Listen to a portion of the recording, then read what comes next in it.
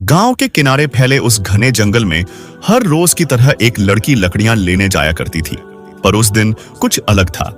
लड़की जब जंगल की ओर बढ़ी तो किसी को भनक तक नहीं थी कि आज एक ऐसा हादसा होने वाला है जो पूरे गांव की रूह को कांपने पर मजबूर कर देगा।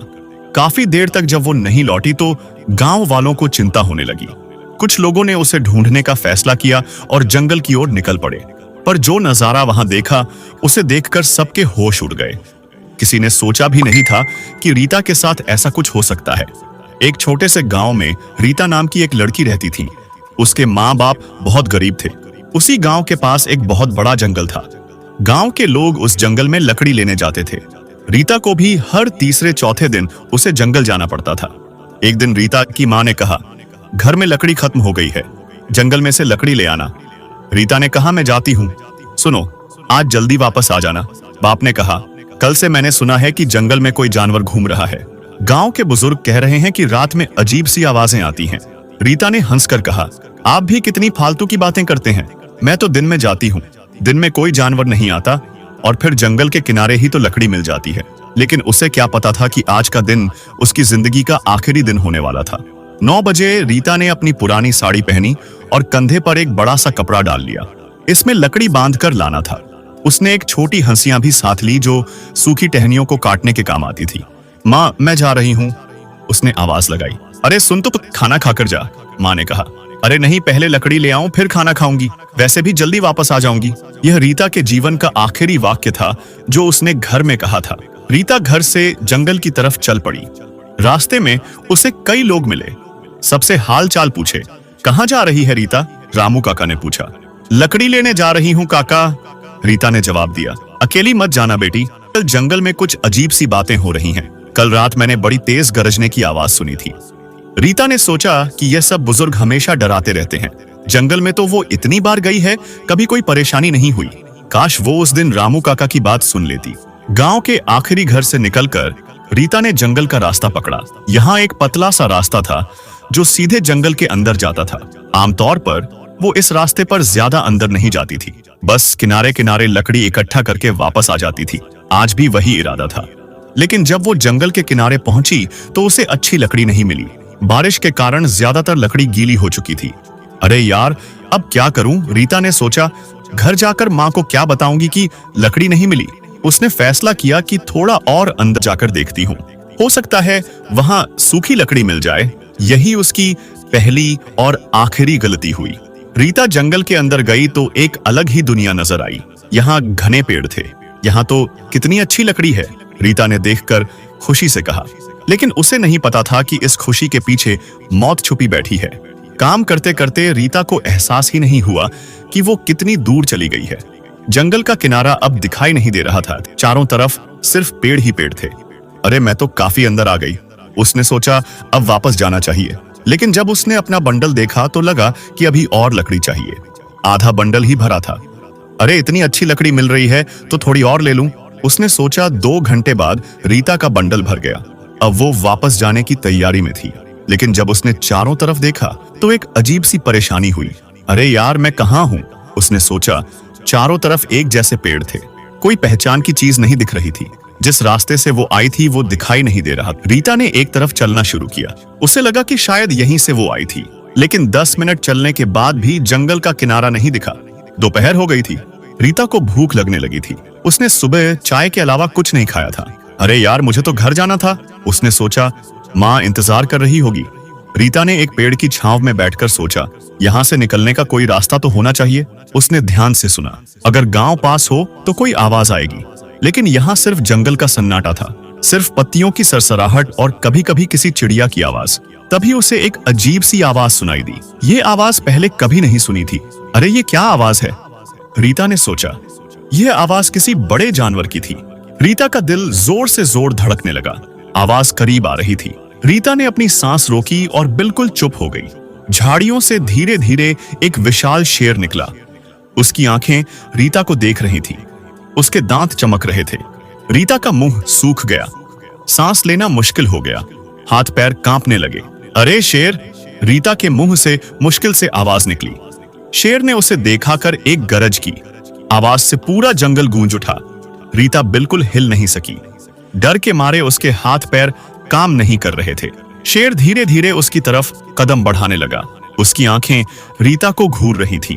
अरे अब क्या होगा, रीता ने सोचा। शेर अब उसके बिल्कुल पास था। उसकी सांस रीता को महसूस हो रही थी। शेर और रीता के बीच सिर्फ कुछ फीट की दूरी थी। शेर की आंखों में भूख साफ दिखाई दे रही थी। रीता ने हिम्मत करके बोलने की कोशिश की। अरे प्लीज, मैं तो सिर्फ लकड़ी लेने आई थी, उसने कांपती आवाज में कहा। शेर ने उसकी आवाज सुनी, लेकिन उसकी आंखों में कोई दया नहीं थी। रीता ने भागने की कोशिश की, लेकिन शेर तेज था।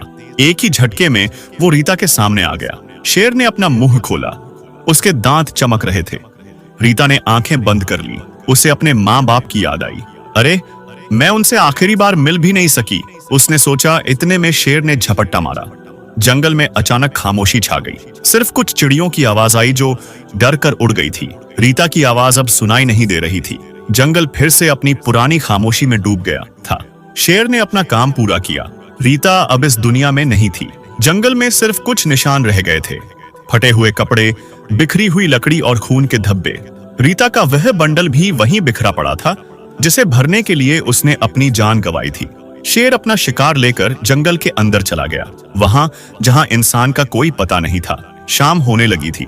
रीता की माँ रसोई में खाना बनाने की तैयारी कर रही थी। अरे रीता अभी तक नहीं आई, उसने सोचा। आज तो देर हो गई। माँ ने खिड़की से बाहर देखा। सूरज डूबने लगा था। अरे इतनी देर क्यों लगा रही है, माँ ने बेचैनी से सोचा।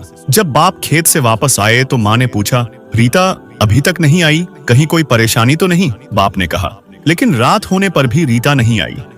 अब माँ बाप दोनों परेशान हो गए। अरे कहीं कुछ गड़बड़ तो नहीं? माँ ने कहा। चलो पड़ोसियों से पूछते हैं। रीता के माँ बाप ने पूरे गांव में पूछा, लेकिन किसी ने रीता को शाम के बाद नहीं देखा था। आखिरी बार मैंने उसे सुबह देखा था। रामू काका ने कहा। वो लकड़ी लेने जा रही थी। अरे तो वो जंगल में है, माँ ने घबरा कर कहा। अरे रात में जंगल में जाना खतरनाक है, एक बुजुर्ग ने कहा। सुबह जाकर देखते हैं। लेकिन रीता के माँ बाप को रात भर नींद नहीं आई। अरे मेरी बेटी कहाँ है? माँ बार बार रोती रही। अरे कुछ नहीं हुआ होगा, बाप ने दिलासा दिया। सुबह मिल जाएगी। लेकिन दोनों जानते थे कि कुछ ना कुछ गड़बड़ जरूर है।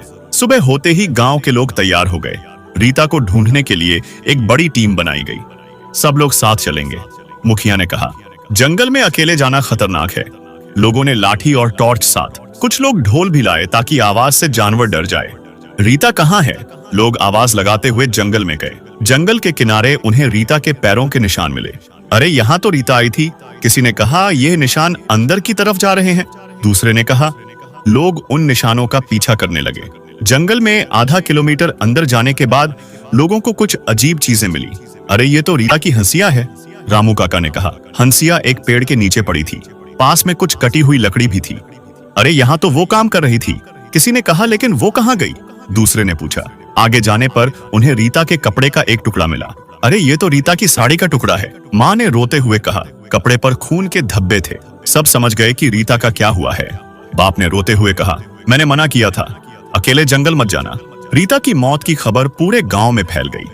सब लोग शोक में डूब गए। रीता की मौत के बाद गांव के लोगों ने फैसला किया कि शेर को मारना होगा। अरे जब तक वो शेर जिंदा है तब तक खतरा है, मुखिया ने कहा। अरे कल कोई और लड़की का शिकार हो सकता है, दूसरे ने कहा। गांव के लोगों ने जंगल विभाग को खबर दी। यहाँ एक आदमखोर शेर है, उन्होंने बताया। जंगल विभाग के लोग आए।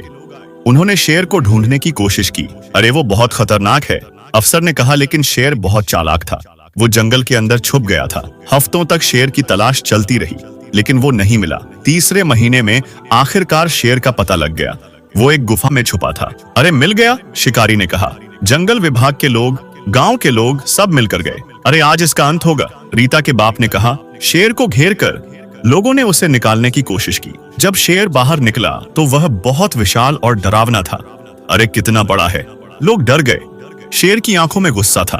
उसने जोर से गरज कर लोगों को डराया। अरे यह तो बहुत खतरनाक है, एक आदमी ने कहा।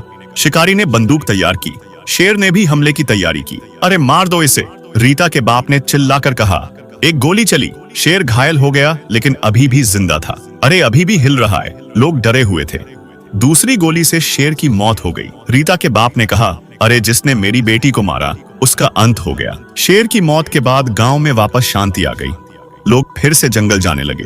अरे अब डर नहीं लगता, लोग कहते बच्चे भी अब खेल सकते हैं, माताएं कहती, लेकिन रीता का नाम हमेशा लोगों की जुबान पर रहता। आज भी जब कोई अकेले जंगल जाने की बात करता है तो लोग रीता की कहानी सुनाते हैं। उसकी कहानी एक दुखद अंत के साथ समाप्त हुई। दोस्तों, वीडियो को लाइक कर दें, चैनल पर पहली बार है तो चैनल को सब्सक्राइब कर दें, घंटी को ऑल पर प्रेस कर दें। मिलते हैं एक नई वीडियो के साथ, दुआ में याद रखिए। खुदा हाफिज।